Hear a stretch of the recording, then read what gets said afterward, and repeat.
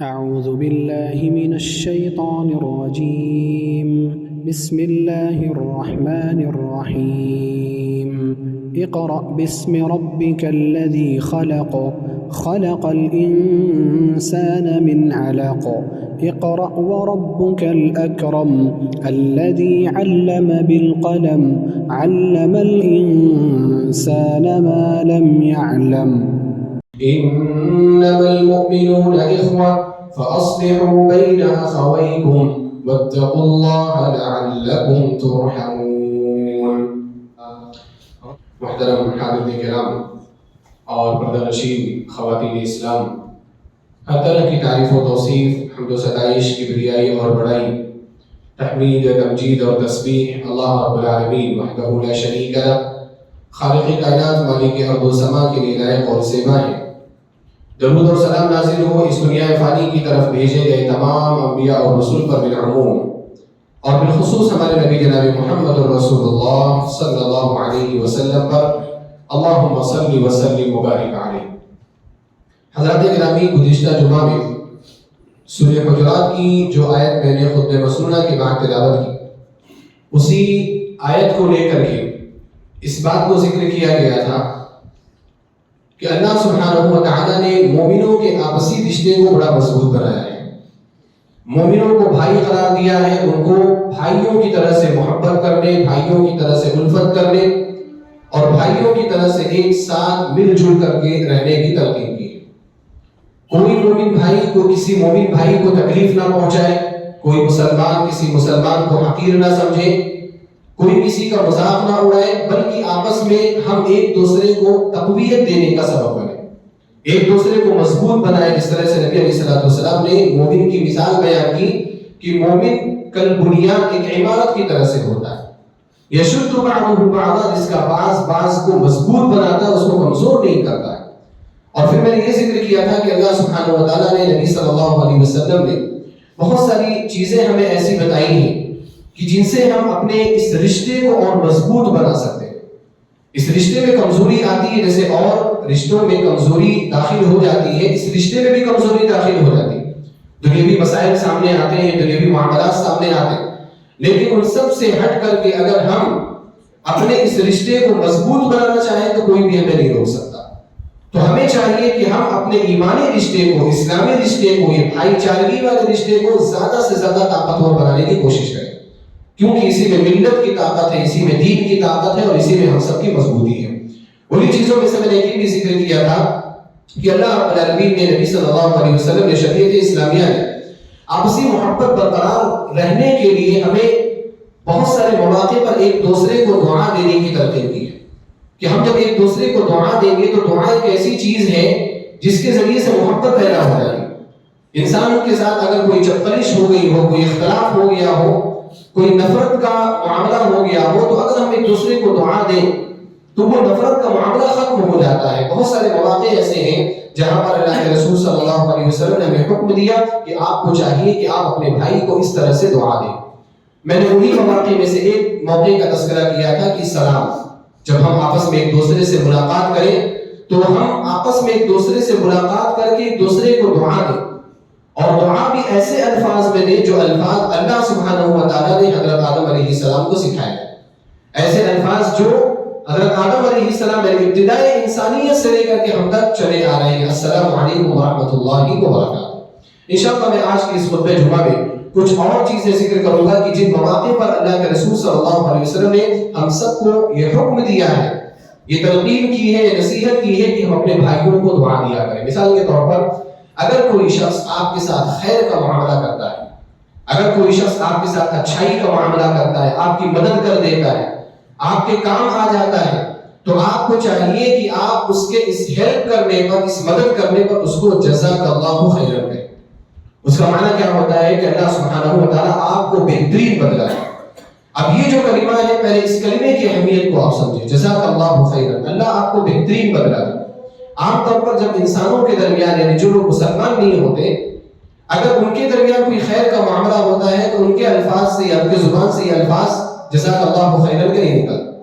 بلکہ وہ یا تو اس کی تعریف کر دیتے ہیں کہ آپ بڑے اچھے انسان ہیں، آپ بڑے اخلاق مند ہیں، یا تو وہ بھی اس کی مدد کرنے کا وعدہ کر دیتے ہیں کہ میں بھی آپ کی مدد کر لوں گا، آپ نے میری مدد کی میں آپ کو یاد رکھوں گا،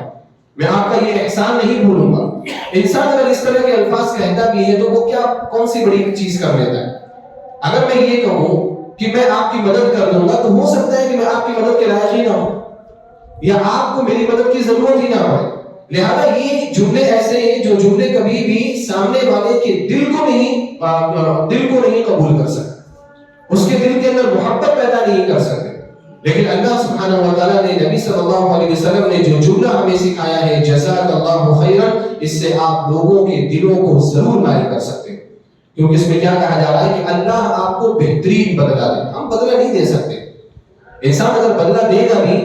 تو کہاں تک کا بدلہ دے سکتا ہے؟ دنیا کی حد تک کا بدلہ دے سکتا ہے، چائے پلا سکتا ہے، اس کو کھانا کھلا سکتا ہے، اس کی ضیافت کر سکتا ہے، اس کو کپڑے گفٹ کر سکتا ہے، اس کو کچھ بھی گفٹ کر سکتا ہے، دنیا کا معاملہ ہے۔ لیکن جب ہم نے یہ کہا کہ اللہ آپ کو جزائے خیر عطا فرمائے، اللہ آپ کو بہترین بدلہ عطا فرمائے، تو وہ صرف دنیا کی حد تک محدود نہیں رہتا، بلکہ دنیا میں بھی اللہ آپ کو جزائے خیر عطا فرمائے اور آخرت میں بھی اللہ آپ کو جزائے خیر عطا فرمائے۔ اور جزائے خیر دینے کی بات بھی کس کی طرف منسوب کی جا رہی ہے؟ اللہ سبحانہ و تعالیٰ کی طرف، جس کے پاس ہر طرح کے خزانے، جس کے پاس خزانوں کی کمی نہیں ہے، جو مالک الملک ہے، جو مالک السماوات والارض ہے، جو آسمان و زمینوں کا بادشاہ ہے، آسمان و زمینوں کی جتنی کنجیاں ہیں، جتنے خزانے ہیں، سب اللہ سبحانہ و تعالیٰ کے پاس ہیں۔ اگر وہ کسی کو بدلہ دینے پر آئے، کس قدر دے سکتا ہے، اس کا ہم اور آپ اندازہ نہیں لگا سکتے۔ لہذا یہ بہترین جملہ ہے جزاک اللہ خیرا، کہ ہم اس جملے کو ان لوگوں کے لیے ضرور کہیں جو ہماری کسی نہ کسی طرح سے مدد کرتے ہیں۔ سنن ترمذی کی روایت ہے، اسامہ بن زید رضی اللہ تعالی عنہ روایت فرماتے ہیں، کہتے ہیں کہ اللہ کے رسول صلی اللہ علیہ وسلم نے فرمایا من صنع الیہ معروف، اگر کسی شخص کے ساتھ کوئی اچھا کام کیا گیا، کوئی بھلائی کا کام کیا گیا، فقال لفاعلہ جزاک اللہ خیرا، تو اس نے اس کے جواب میں اس کام کے کرنے والے کے لیے یہ جملہ کہہ دیا کہ اللہ آپ کو جزائے خیر عطا فرمائے، فقد ابلغ فی الثناء، آپ علیہ الصلوۃ والسلام نے فرمایا کہ اس شخص نے اس کی پوری تعریف کر دی، جتنی بھی تعریف کی جا سکتی ہے اس دنیا میں اس نے اس شخص کی پوری تعریف کر دی۔ اگر آپ تعریف پر آئے کسی کے، جیسا کہ میں نے ذکر کیا، آپ کتنے الفاظ بولیں گے، آپ اچھے آدمی ہیں، آپ اخلاق مند ہیں، آپ انسانیت کے حامی ہیں، آپ کتنی تعریف کر سکتے؟ نہیں کر سکتے آپ ساری تعریف۔ لیکن اگر آپ نے یہ کہہ دیا کہ اللہ آپ کو جزائے خیر عطا فرمائے، اللہ رب العالمین کے سپرد کر دیا اس کی جزا کو، اس کے بدلے کو، فقد ابلغ فی الثناء، تو اس نے اس کی پوری تعریف کر دی، اس کی تعریف میں کوئی بھی کسر باقی نہیں، یعنی ایک جملہ آپ کا کام کر جاتا ہے، ایک جملہ آپ کے احسان کو چکا دیتا ہے۔ اسی وجہ سے کہا جاتا ہے کہ اگر آپ نے کسی شخص کو کوئی چیز ہدیہ کیا، کسی پر آپ نے کوئی صدقہ کیا، جیسے ہمارے پاس آتے ہیں غریب آتے ہیں مانگنے کے لیے، تو ہم ان کو دے دیتے ہیں، تو پھر اگر وہ کچھ اور بولتے ہیں تو کبھی کبھار ہماری زبان سے الفاظ نکل جاتے ہیں کہ آپ دعاؤں میں یاد رکھنا، آپ جزاک اللہ خیر بول دیں، آپ دعاؤں میں یاد رکھنا۔ اگر ہم سامنے والے سے صدقہ کے بدلے دعا کا مطالبہ کرتے ہیں تو علماء کا کہنا یہ ہے کہ آپ کے اس صدقے کا اجر ختم ہو جاتا ہے، کچھ بھی نہیں ملتا، کیونکہ آپ نے اس سے دعا کا مطالبہ کر لیا، آپ نے 1 کروڑ روپے دیے ہو، سامنے والا جزاک اللہ خیر بول دیا نا، تو بس ختم ہے۔ اگر آپ کے مطالبے پر بول دیا تو آپ نے مطالبہ کیا، اپنی طرف سے بول دیا تو کوئی حرج کی بات نہیں، لیکن آپ نے ڈیمانڈ کیا کہ آپ مجھے دعا میں یاد رکھنا، آپ جزاک اللہ خیر بول دو، اور اس نے بول دیا تو بس ختم، آپ کے احسان کا بدلہ دنیا ہی میں ختم ہو گیا، اس کا آخرت میں آپ کو کوئی بھی حساب نہیں ملے گا، کیونکہ سامنے والے نے آپ کا احسان چکا دیا۔ یعنی اتنا بہترین اور اتنی جامعیت والا یہ جملہ ہے،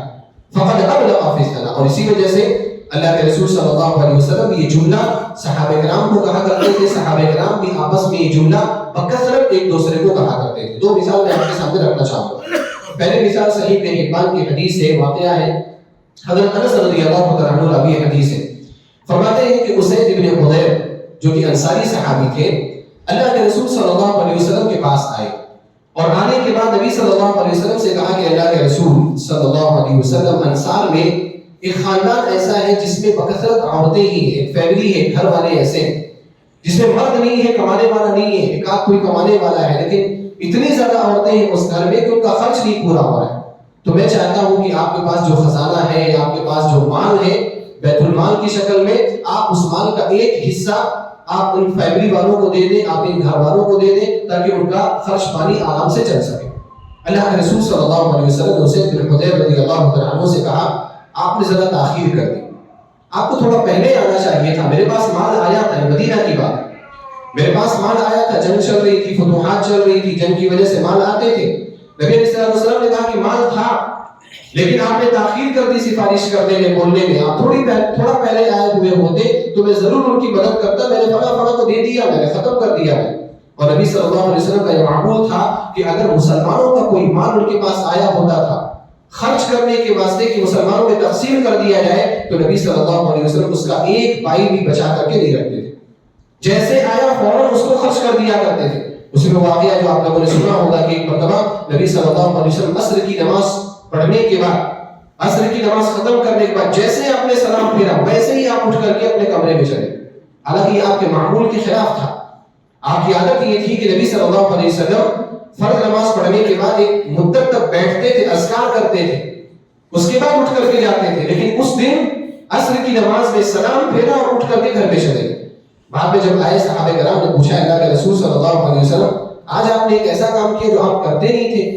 اتنی سرعت اتنی جلد بازی کیوں؟ تو نبی صلی اللہ علیہ وسلم نے فرمایا کہ مجھے نماز میں یاد آیا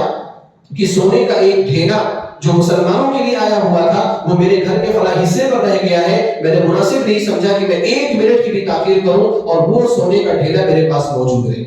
میں گیا فوراً اور میں نے اس کو تقسیم کرنے کا حکم دے دیا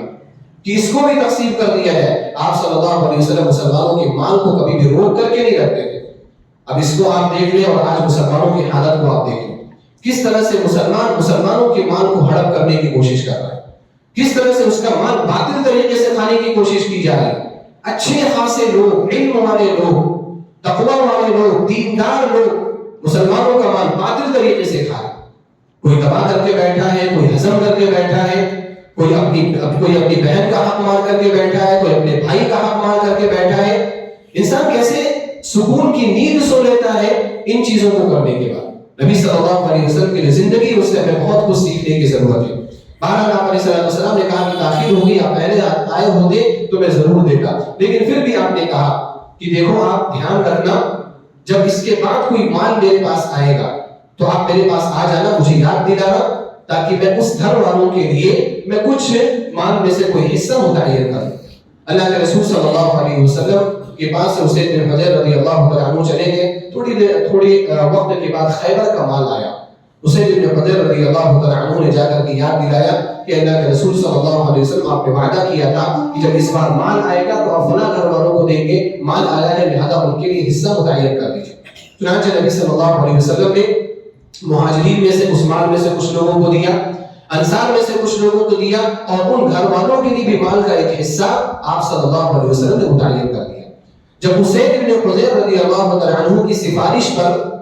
اللہ کے رسول صلی اللہ علیہ وسلم نے اس گھر والوں کے لیے ایک حصہ متعین کیا، مال خرچ کیا، صدقہ کیا، اسید بن حضیر رضی اللہ تعالیٰ عنہ بہت خوش ہوئے اور خوش ہو کر کے آپ نے کہا جزاک اللہ یا نبی اللہ عنا اطیب الجزاء، اے اللہ کے نبی صلی اللہ علیہ وسلم، اللہ تعالیٰ آپ کو ہم سب کی جانب سے بہترین بدلہ عطا فرمائے۔ نبی صلی اللہ علیہ وسلم نے اسید بن حضیر رضی اللہ عنہ کو جب یہ جملہ سنا آپ نے فوراً پلٹ کر کے جواب دیا۔ اس سے جہاں ایک بات پتہ چلتی ہے کہ اگر کوئی آپ کے ساتھ خیر کا کام کرے آپ اس کو جزاک اللہ خیرن کہیں، وہی دوسری بات یہ پتہ چلتی ہے کہ اگر کوئی شخص آپ کو جزاک اللہ خیرن کہہ رہا ہے تو آپ بھی اس کو جزاک اللہ خیر کہیں اور اس کی کچھ اچھائیوں کو گنائیں۔ آپ علیہ السلام نے کیا فرمایا؟ وَأَنْتُمْ مَعْشَرَ الْأَنصَارِ فَجَزَاكُمُ اللَّهُ خَيْرًا، اور اے انصار کی جماعت تمہیں بھی اللہ سبحانہ و تعالیٰ جزائے خیر عطا فرمائے۔ بدلے میں نبی علیہ السلام نے دعا دی کہ تمہیں بھی اللہ جزائے خیر عطا فرمائے، اور اس کے بعد تعریف کی انصار کی۔ کیا فرمایا؟ مَا عَلِمْتُكُمْ أَعِفَّةٌ صُبُرٌ، اے جماعت انصار جب سے میں تم کو جانتا ہوں، جتنا میں جانتا ہوں تم بڑے پاک دامن ہو۔ اور یہاں پاک دامنی سے مراد مال کی پاک دامنی کہ انصار مال کے حریص نہیں تھے، لالچی نہیں تھے۔ اور اسید بن حضیر رضی اللہ تعالیٰ عنہ نے گھر والوں کے بارے میں آ کر کے سفارش کی، نبی صلی اللہ علیہ وسلم نے اس کو بھی ذہن میں رکھ کر کے کہا۔ وہ گھر والے نہیں آئے، وہ عورتیں آ کر کے مطالبہ نہیں کر رہی تھی کیونکہ وہ اپنے آپ کو بچاتی تھی،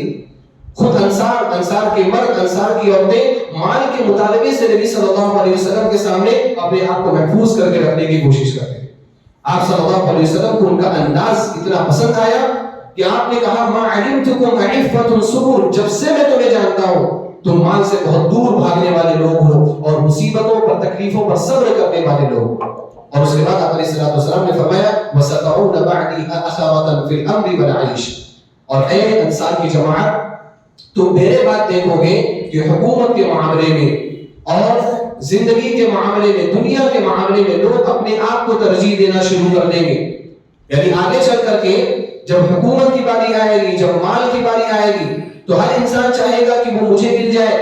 میں حاکم بن جاؤں، میں عہدے لے لوں، میں خلافت لے لوں،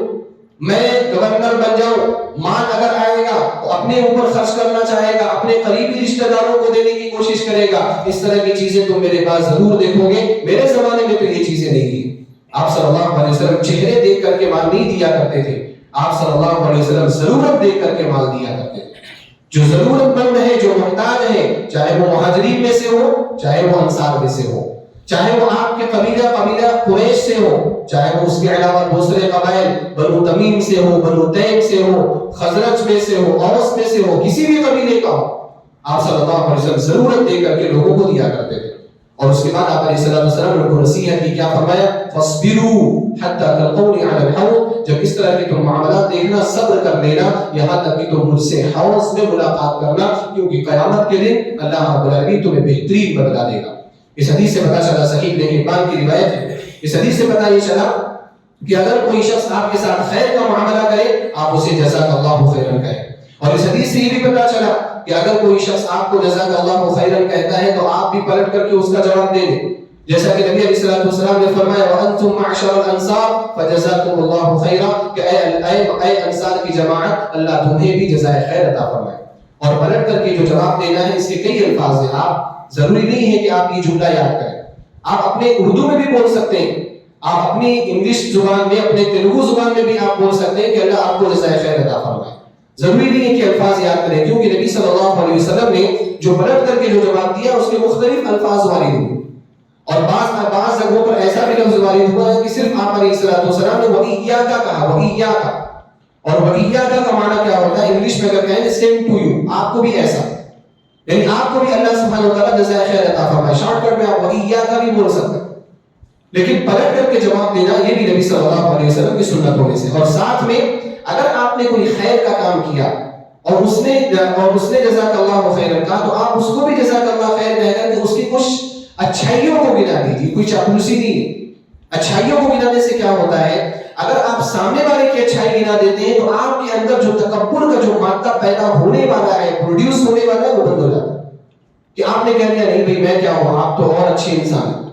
آپ نے تعریف کی ہے نا میری، لیکن آپ تو اور اچھے انسان ہیں۔ جب آپ نے یہ جملہ کہہ دیا تو پھر تکبر پیدا نہیں ہوگا۔ تکبر کا پیدا ہوتا ہے ہاں اس نے جزاک اللہ خیر کہا کیونکہ میں نے بہت بڑا کام کیا ہے، میں نے اتنا صدقہ دیا ہے، میں نے اتنا خرچ کیا ہے، اور یہ مجھے بہت اچھی نگاہ سے دیکھ رہا ہے، بزرگیت کی نگاہ سے، صالحیت کی نگاہ سے دیکھ رہا ہے، تو آپ اپنے آپ میں ہی تکبر پیدا کرنے لگ جاتے ہیں، اور پھر آپ کا یہ تکبر آپ کے عمل کو باطل کر دیتا ہے۔ اس لیے آپ جزاک اللہ خیر کہہ کر کے آپ بھی بہت اچھے ہیں، انسان ہیں، آپ کی بھی نیکیاں ہیں، آپ کی بھی بہت سارے حسنات ہیں، آپ کے بھی بہت سارے صالحات ہیں۔ اگر اس طرح کی تعریف آپ نے، حقیقی تعریف، چاپلوسی والی نہیں، اگر آپ نے کر دی، شارٹ کٹ میں کر دی تو وہ بہتر ہے۔ تو آپ نے دیکھا کہ نبی صلی اللہ علیہ وسلم کس طرح سے جزاک اللہ خیر کا اہتمام کرتے تھے، اور صحابہ کرام بھی کس طرح سے جزاک اللہ خیر کا اہتمام کیا کرتے تھے۔ یہ ایک مثال ہے۔ دوسری مثال میں آپ کے سامنے رکھنا چاہتا ہوں، مسند احمد کی روایت ہے، ابو سعید خدری رضی اللہ عنہ روایت کرتے ہیں، فرماتے ہیں کہ جب نبی صلی اللہ علیہ وسلم کی وفات ہوئی تو آپ صلی اللہ علیہ وسلم کی وفات کے بعد خلافت کو لے کر کے اختلاف ہوا کہ خلیفہ کون بنے گا، اور خلیفہ بننا ضروری ہے کیونکہ امیر کے بغیر زندگی گزر نہیں سکتی، حاکم کے بغیر، خلیفہ کے بغیر زندگی ہماری صحیح طریقے سے نہیں گزر سکتی۔ لہذا اختلاف ہوا، سقیفہ بنی ساعدہ میں صحابہ کرام اکٹھا ہوئے، بہت ساری رائے آئیں، اور مہاجرین نے کہا کہ ہم میں سے خلیفہ ہم میں سے ہوگا، انصار نے کہا کہ خلیفہ ہم میں سے ہوگا۔ ایک تیسری رائے آئی تھی، اور وہ تیسری رائے کیا تھی کہ انصار میں سے ایک انصاری کھڑے ہوئے اور انہوں نے کھڑے ہو کر کے کہا کہ دیکھو اللہ کے رسول صلی اللہ علیہ وسلم اپنی زندگی میں جب بھی کسی کو کسی حکومتی کام کے لیے بھیجتے تھے، گورنری کے لیے بھیجتے تھے، ذمہ داری کے لیے بھیجتے تھے، تو آپ صلی اللہ علیہ وسلم ایک مہاجر کو بھیجتے تھے اور ایک انصار کو بھیجتے تھے۔ لہذا ہونا یہ چاہیے کہ جو خلیفہ بنے وہ دو خلیفہ بنے، ایک مہاجرین میں سے ہو جائے اور ایک انصار میں سے ہو جائے۔ یہ رائے آئی اور رائے بڑی اچھی لگی، اور بڑے انصار کے بہت سارے لوگوں نے اس کی تائید کی اور مہاجرین میں سے بھی کچھ لوگوں نے اس کی تائید کر دی، لیکن ایسا چلنے والا نہیں ہے۔ فیصلہ لینا ایک شخص کے ہاتھ میں ہونا چاہیے۔ اگر فیصلہ لینے کی بات مختلف لوگوں کے ہاتھ میں رکھ دی جائے تو پھر فساد برپا ہو جائے گا، کبھی آپ نتیجے پر پہنچ ہی نہیں سکتے۔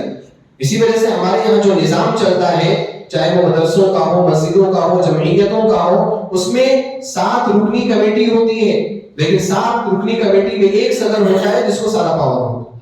اور وہ فیصلہ لینے کا حقدار ہوتا ہے۔ 7 لوگ اگر آپس میں اختلاف کر رہے ہیں تو فیصلہ لینے کا حق کس کو ہے؟ صدر کو ہے۔ اور یہ اس وجہ سے ہے تاکہ اختلاف بڑھے نہ، کیونکہ اگر 2 لوگوں کو ہم فیصلہ لینے کی اتھارٹی دے دیں کہ 2 لوگ مل کر کے فیصلہ کریں تو وہ ضرور اختلاف کریں گے اور کبھی بھی آپ کسی رائے پر، کسی نتیجے پر آپ پہنچ ہی نہیں سکتے۔ تو یہ جو رائے پیش ہوئی تھی بظاہر لوگوں کو اچھی لگ رہی تھی کہ خلیفہ انصار میں سے ایک ہو جائے، مہاجرین میں سے ایک ہو جائے، لیکن اس کا انجام اچھا ہونے والا نہیں تھا، اس لیے انصار میں سے ہی ایک صحابی زید بن ثابت رضی اللہ تعالیٰ عنہ کھڑے ہوئے، کیونکہ انصار کی طرف سے پروپوزل آیا ہوا تھا، ان کی طرف سے رائے آئی ہوئی تھی، تو اس کو کٹ کرنے کے لیے، اس کو ختم کرنے کے لیے انصار میں سے ہی کسی کا کھڑا ہونا ضروری تھا، کیونکہ اگر مہاجرین میں سے کوئی کھڑا ہوتا تو لوگ ویسے ہی بولتے بھی آپ مہاجر ہو، آپ چاہتے ہو خلافت آپ کے ہاتھ میں رہے۔ تو اس لیے زید بن ثابت رضی اللہ تعالیٰ عنہ جو انصاری صحابی تھے فوراً کھڑے ہوئے اور کھڑے ہو کر کے آپ نے خطبہ دیا اور کہا کہ دیکھو اللہ کے رسول صلی اللہ علیہ وسلم کان من المہاجرین، اللہ کے رسول صلی اللہ علیہ وسلم مہاجرین میں سے تھے، وَإِنَّمَا يَكُونُ الْأَمْرُ فِي الْمُهَاجِرِينَ، اس وجہ سے حکومت جو ہے وہ مہاجرین کے اندر ہی رہنی چاہیے۔ نبی صلی اللہ علیہ وسلم انصار میں سے نہیں تھے، آپ ہجرت کر کے آنے والوں میں سے تھے، لہذا حکومت اور خلافت مہاجرین کے اندر ہی ہونی چاہیے، انصار کے اندر نہیں ہونی چاہیے، حالانکہ وہ انصاری ہے۔ اور اس کے بعد انہوں نے اس کی ایک وجہ ہی بیان کی کہ دیکھو جب اللہ کے رسول صلی اللہ علیہ وسلم آئے تھے ہم نے وعدہ کیا تھا، ہم نے ان سے عہد یہ کیا تھا کہ ہم اللہ کے رسول صلی اللہ علیہ وسلم کے انصار بنیں گے، ان کے داہنے ہاتھ بنیں گے، ان کے سپورٹر بنیں گے،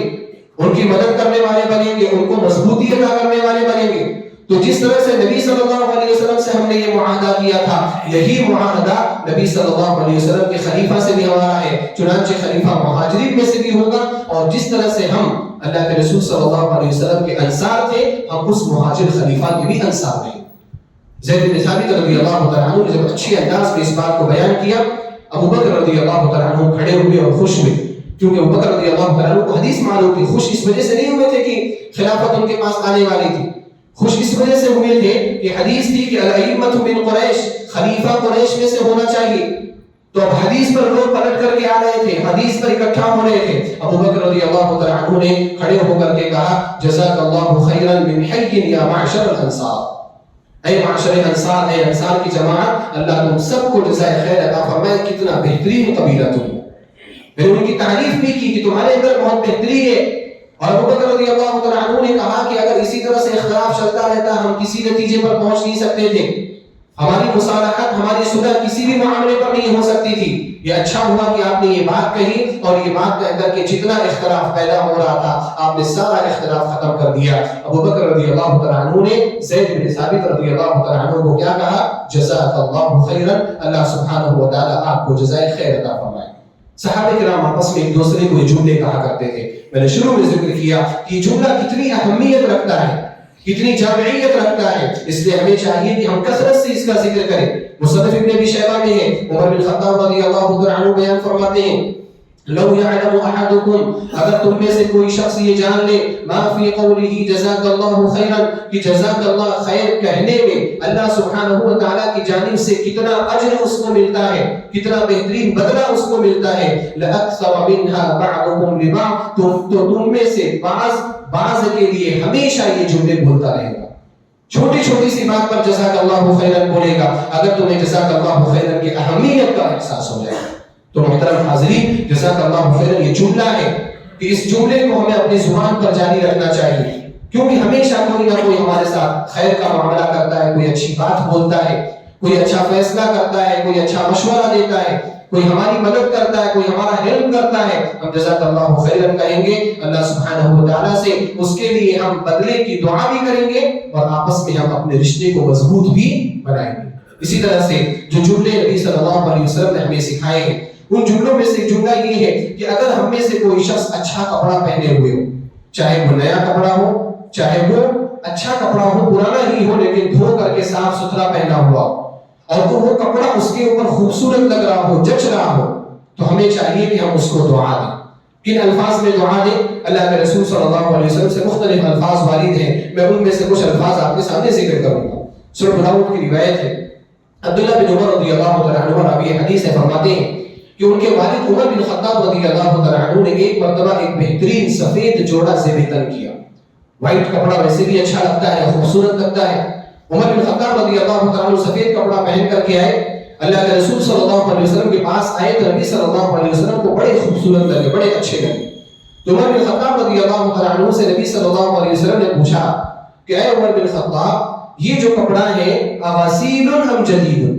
یہ دھو کر کے تم نے پرانا کپڑا پہنا ہوا ہے یا نیا کپڑا پہنا ہوا ہے؟ نیا کپڑا بھی ہو سکتا ہے، اور دھو کر کے صاف ستھرا اچھا استری کر کے، استری تو ہمارے یہاں ہوتی ہے، ان کے زمانے میں نہیں ہوتی،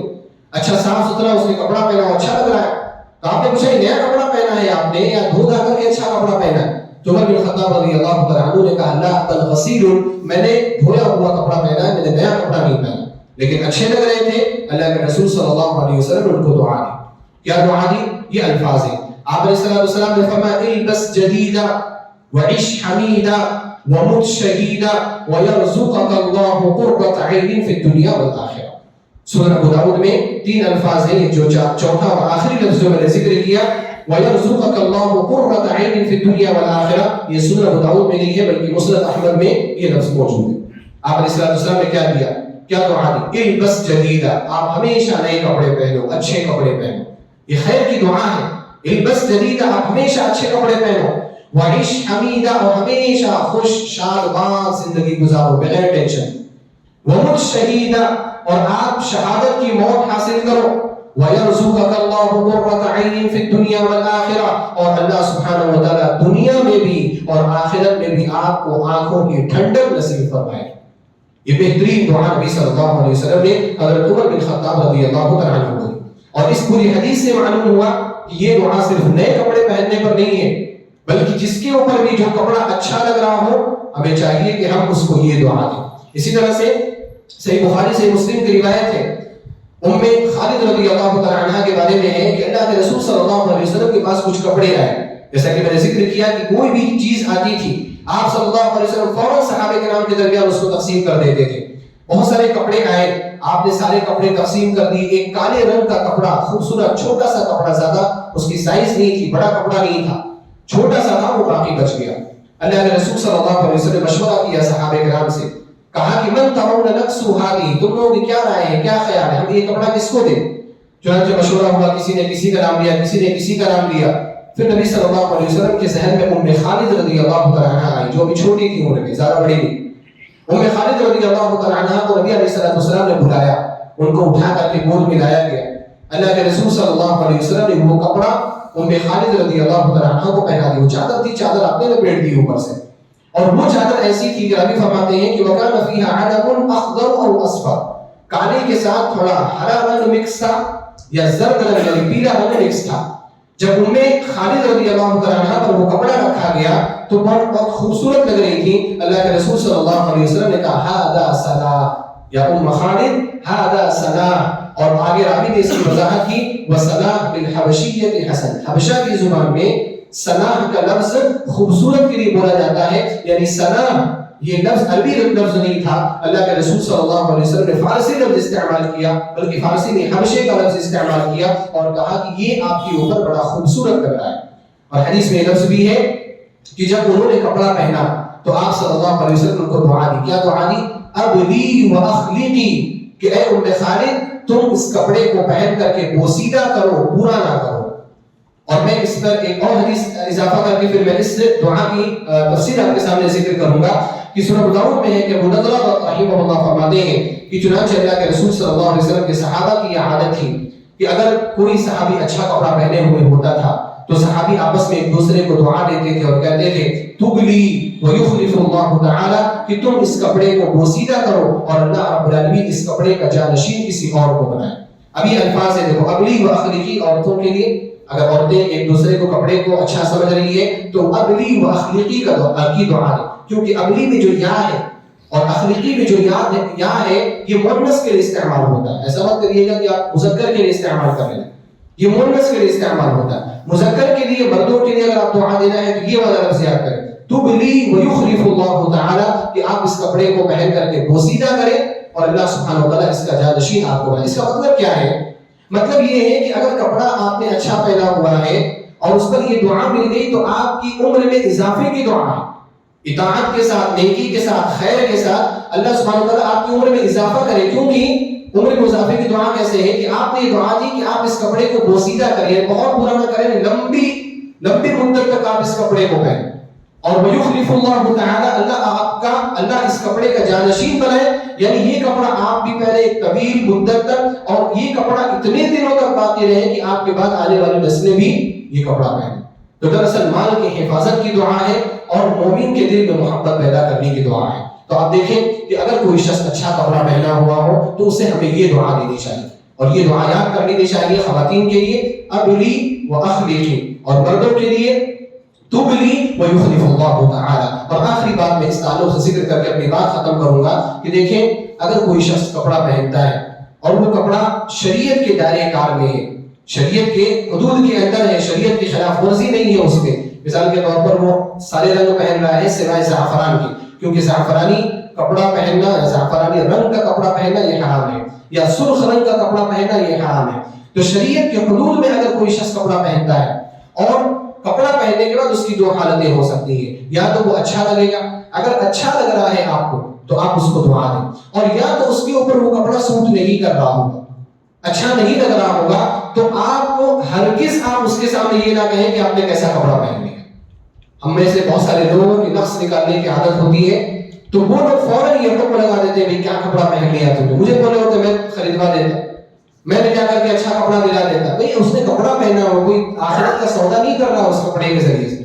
और वो कपड़ा कितने दिन पहनेगा, महीना, 2 महीना, साल, 2 साल पहनेगा, बस खत्म। उसके जरिए से आप उसके दिल में अगर नफरत पैदा करें तो ये चीज अच्छी नहीं। अगर कपड़ा अच्छा आपको लगता है तो आप दुआ दे दें,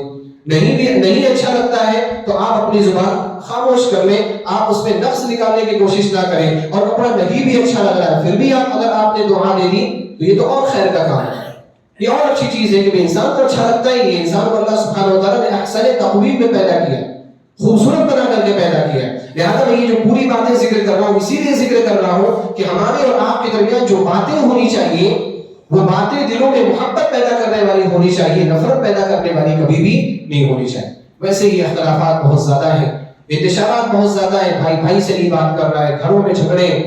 इंसान परेशान है, डिप्रेशन का शिकार है। उसमें अगर मिलने जुलने वाले लोग भी इस तरह से हमारे दिलों को छलनी करने लग जाए तो फिर जिंदगी गुजारना मुश्किल हो जाएगा। इसलिए मोहब्बत पैदा करने की कोशिश करें, मोहब्बत भरे अल्फाज बोलने की कोशिश करें, लोगों को करीब करने की कोशिश करें, लोगों को दूर करने की कोशिश ना करें। अल्लाह सुब्हानहु व तआला से दुआ है इलाही तो हम सबको आपस में एक दूसरे से मोहब्बत करने की तौफीक अता फरमा, एक दूसरे के लिए मोहब्बत भरे अल्फाज एक दूसरे को देने की तौफीक अता फरमा। इलाही तो हम सब के दिलों को पाक साफ फरमा। इलाही तो हम सबको फराइज का पाबंद बना, इबादत की पाबंदी करने की तौफीक अता फरमा, हम सब के इबादत में इखलास पैदा फरमा, हमारे इबादत को शरफ़ कबूलियत अता फरमा। इलाही हमारे कबीरा सगीरा तमाम गुनाहों को माफ़ फरमा, हमारी कोताहियों को, हमारी गलतियों को माफ़ फरमा। इलाही तो हम सबको जन्नतुल फिरदौस में दाखिला अता फरमा। इलाही जो बीमार हैं उनको शिफायाबी अता फरमा, जो मक़रूज़ हैं उनके कर्ज़ की अदायगी में उनकी मदद फरमा, जो परेशान हाल हैं उनकी परेशानियों को दूर फरमा, जो अहले तौहीद है इस दुनिया से जा चुकी उनकी मग़फ़िरत फरमा,